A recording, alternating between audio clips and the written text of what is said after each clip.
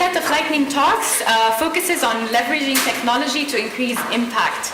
Our first speaker is Puyo, Director of Operations at Libraries Without Borders, and she's going to be sharing with us the project she manages today, Ideas Box.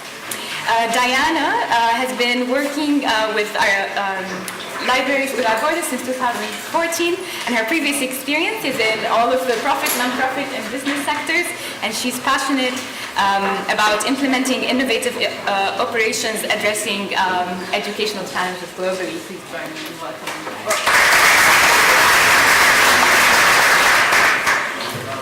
Can I put my presentation? Sorry, I'm going to open my presentation. Yeah, it's on the thing. Okay, thank you everyone. So I was told I have very limited amount of time as everyone. What is it called? It's this one. Voila. And thank you all for being here. The first slide. Yeah, perfect. Thank you very much. So yeah, the same thing as all the speakers. I have very limited amount of time. I have to say a lot of interesting things to inspire you. And I have to go there because I need to be in the camera. Wow, so many constraints. Very interesting. I'm very thrilled to be here. I'm excited because of this invitation, especially because there's so many interesting and important things being discussed. And I hear a lot of interesting messages that I've been hearing for so many years, and a lot of questions that have been coming for many, many more years. So, very thrilling to be here. Who is Libraries Without Borders? Has anybody heard about Libraries Without Borders? Oh wow, you guys are very well informed. Nice. I hadn't heard about Libraries Without Borders before. It's actually a person that I knew that founded it. And when he said Libraries Without Borders, I said libraries without borders. That's like a French disease, without borders. But actually Libraries Without Borders is a French organization that promotes access to libraries and development of libraries around the world to reduce vulnerability of populations. And this is a very, very key issue for us. Why? Because libraries can be keys to access information. And so I'm going to start with a very quick question because we have very limited amount of time. I cannot ask you to close your eyes and have a few seconds. But you only have 2 seconds to answer this question. What is not a library? 1, 2. School. It's not a school. Okay, it's very interesting to see how we all see libraries. What I think and what we believe is not a library is a place that you cannot access. It's a place that is ugly, it's a place where you don't see a relevance in your life, it's a place that is closed the times that you can actually go to it, it's a place that you have to pay for to access, it's a place that provides information that is not relevant for your life because it's not in your language, because it's about things or talks about things that you don't really relate to. And it's a place that you have to keep quiet because there's a lot of books and people reading, so you cannot do stuff. So what is a library? The way we see it, and I hope you agree with me, please, libraries are symbolic and physical spaces. And the symbolic part is extremely important. These are spaces that can provide you with tools to access information. One tool can be the book. But then many other tools exist around the world, and thank God for that.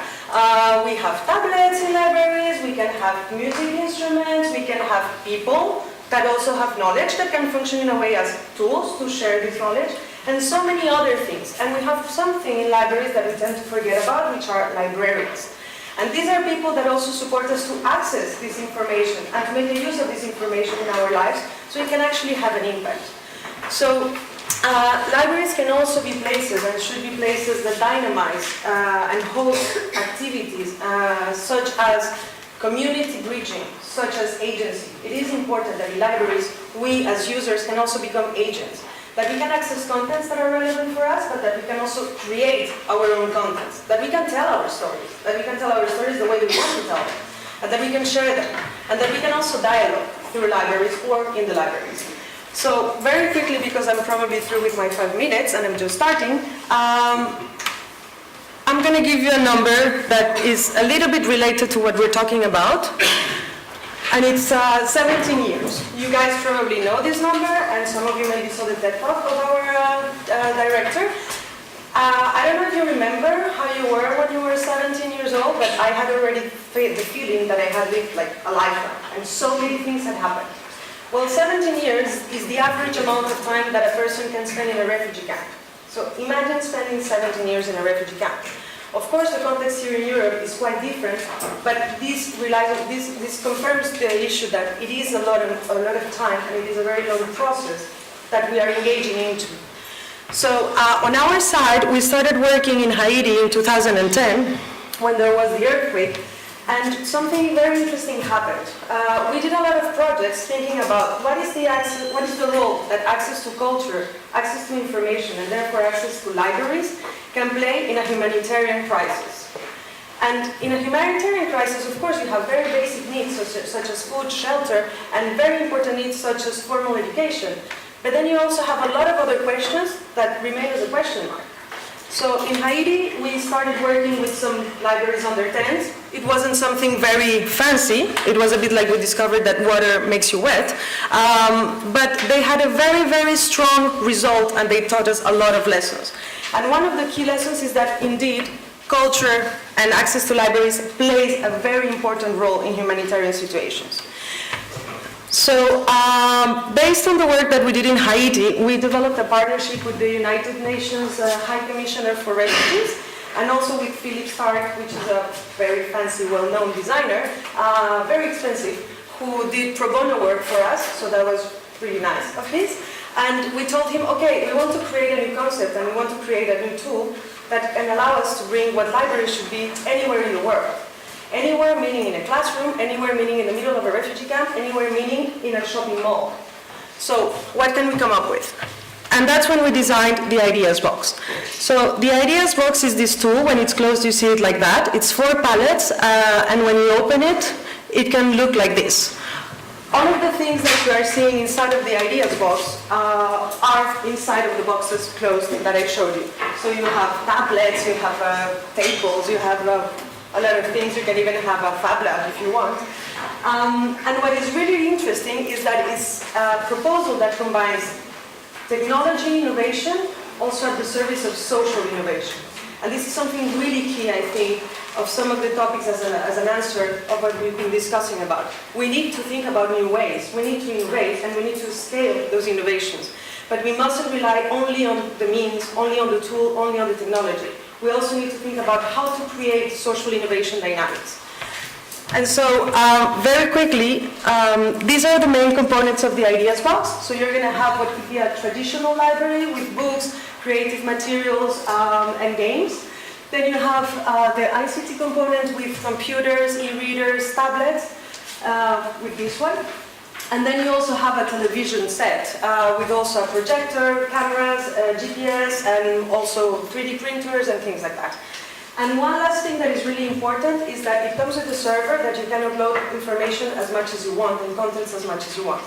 Which brings me back to one of my main points. You need to be able to access relevant information through libraries. And relevant information is information that evolves, the way society evolves. And it revolves not only in terms of culture, but in terms of language, in terms of dynamic, and so on and so on. So you need to have a living library. You need to have a living brain inside your library.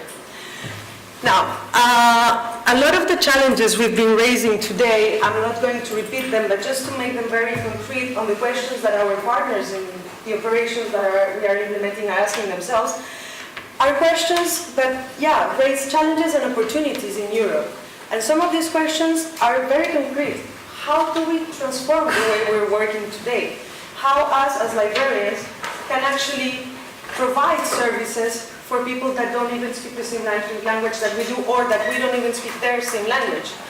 Other questions such as how do we adapt and how much do we need to adapt? Because we also believe that in difference there's a lot of richness. So how can we communicate also these differences, and how can we create new identities in a way? Also, how do we integrate in a response? And this is a very key issue. Today we're talking about higher education, but many other stakeholders in a society, in a European society, such as libraries, are asking themselves, how do I become part of this? How can I bring solutions or how can I propose something to become part of the response of receiving the Syrian refugees and receiving the migrants that are coming to my societies. So this is one of the proposals that we can offer to them to really adapt and to really become agents and part of this.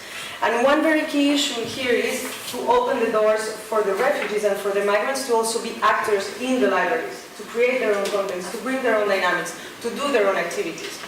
And one last question that is very important, and this has to do with the challenge of capacity. How do we multiply our effect and our impact? How can we, with the same resources, do much more? So these are just some proposals, and of course this is not the only answer. But what is really interesting is that we are already implementing some projects here in Europe and of Ideas Box. We have one in Athens, in the registration center. We have another one in Lesbos, in one of the islands where migrants arrive. We have another one in Grande-Sainte, in the north of France, which is a new camp that has opened, and that is some sort of illegal in a way. We have another one in Calais, and then we're thinking about putting some here in Düsseldorf and inshallah in Berlin. So this is something that we are very happy about because it's not us who are putting libraries, it's really how do we work with stakeholders to bring tools, to bring processes that can adapt and continue evolving the way society is going to continue evolving. That was a bit what I had to share with you guys. Just maybe to keep the last message of today. Of course, specific sectors are extremely important, and yes, formal higher education is extremely important, but we must also think about complementarity, intersectoriality. How do we bring different sectors to bring together, and how do we enable each other to learn how to work together?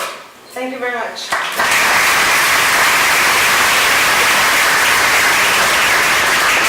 With a captivating set of ideas. Any questions? Please join me in thanking Diana.